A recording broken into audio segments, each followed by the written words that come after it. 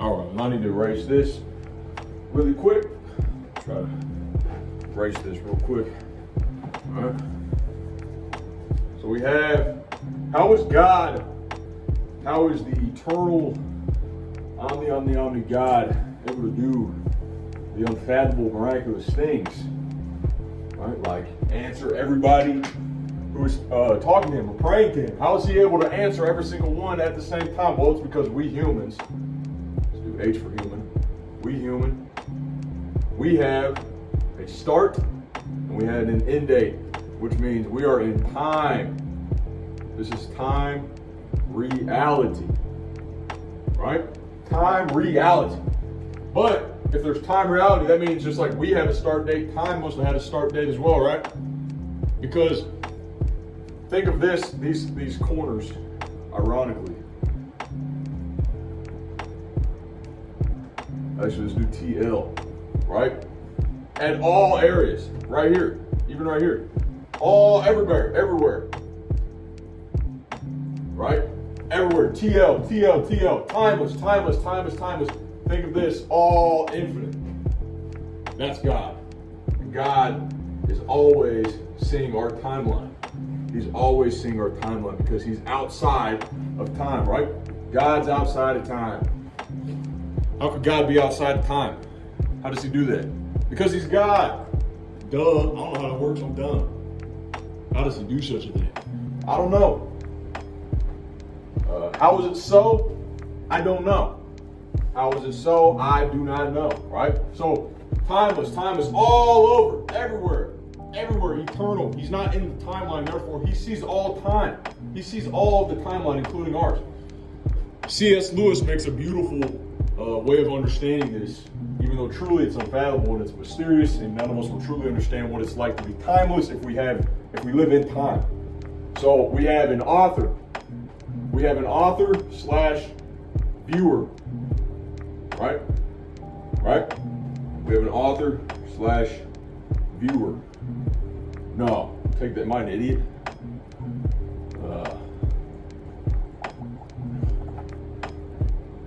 Look, author, right? You have an author, let's do it right here as well. He's all over, he's everywhere, he's all around his imaginary time that he writes in his story. He has a created timeline, let's say. Just like a human has a timeline, or everything else that's created does. It has a start and an end date. Now let's say it's about a dang zebra, right? The zebra has a start and end date. And let's say he died at 10 in the morning. 10 in the morning. The zebra died in the story at 10 in the morning, right? But let's say the author wrote it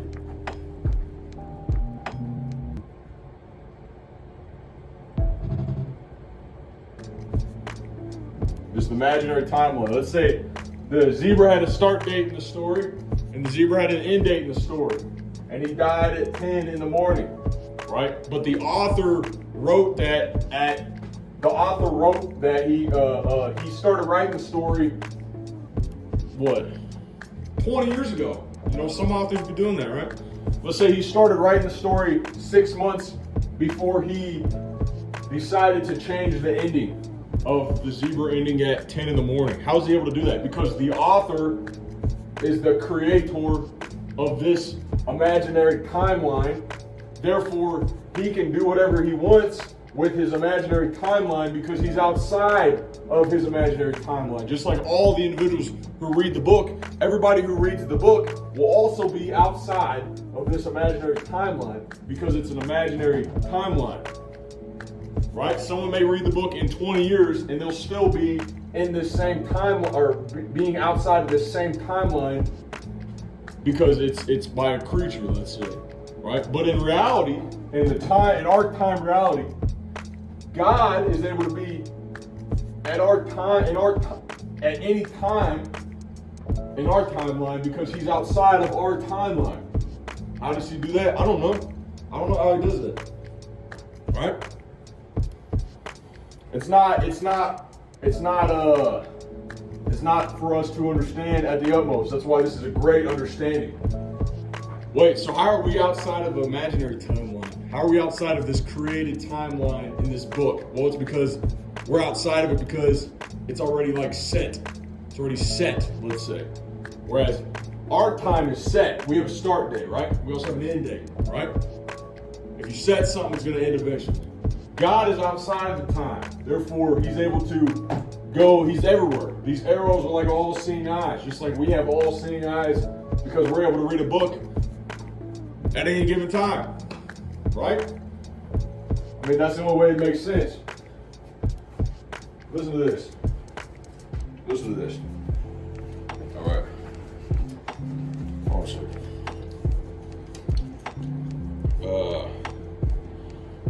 God is not hurried along in the time stream of the universe any more than the author is hurried along in the imaginary time of his own novel. He has infinite attention to space for each one of us, right? So if he's outside of my time, or he's outside of all the humans' times, C.S. Lewis's time, your time, everybody you know's time, my time. If he's outside of it, he's able to go to he's able to go to each one's time, just like distinct individuals are able to go to this time in the book. I don't know how it works, man. He does not have to deal with us in the mass, right? Just like you don't have a million people reading this one book about this zebra timeline all at once. They're able to go to it whenever, as long as they have the book, right? Because they're outside of that imaginary time. You're as much alone with him as if you were only being he had ever created. When Christ died, he had died for you individually just as much as if you've been only the man of the world. The way in which my illustration breaks it down to this is, in it, the author gets out of one time series. So he's out of one time series, right? He's out of one time series, the real one. But in it, the author gets out of one time series, that of the novel, only by going into another time series, the real one, right? So whenever the author's writing or someone's reading it, they're in this time zone, sticking to this imaginary time zone. But when they're done reading the book, they're back in their own time zone. How do they do that? The same way God is able to be outside of the real time, and outside of real time, there's timelessness. Outside of imaginary time, it's regular time. That's imaginary, it's not real. It's created. Just like the creator of time is all over. Maybe I'm starting to sound rather ambiguous, but this makes an abundance of sense. Not gonna lie. And I'm dumb, so if I'm elaborating this not the best way, forgive me. That's my bad. But you know what it is. All right. This on good frame? I think so. Look. But God, I believe, does not live in time series at all. We live in a time series, or time reality, time series, right?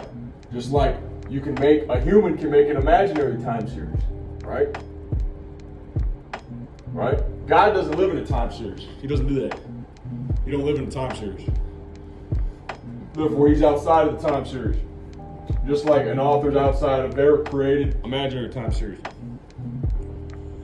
But God, I believe, does not live in a time series. His life is not dribbled out moment by moment like ours. With him it is. So to speak, still 1920 and already 1960, for his life is himself, right? He has no timeline, therefore he's able to go anywhere at any time. 1920, 1960. That's how he's able to answer everybody's prayer. Maybe, I don't know if it's at the same time, is that what you would say? I don't know how to answer stones of orthodoxy, but that's how he does. I mean, must have to be how he does it. I don't know how he does it. I mean, I don't know how that even works. I'm a creature, right? I'm not eternal. God, so this timeline is this line right here. This timeline is the line right here. I'd be a horrible teacher.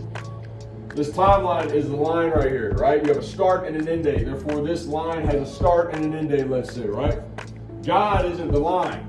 He is what the line is all over. The line is on the eternal canvas, so to say. But this line has a start and end, but what the line is on is eternal. It's outside of the time where the line's at. And that's God. Once again, how is that so? I do not know. That's it. Watch is not being, that's not bad. I need to get a better stand.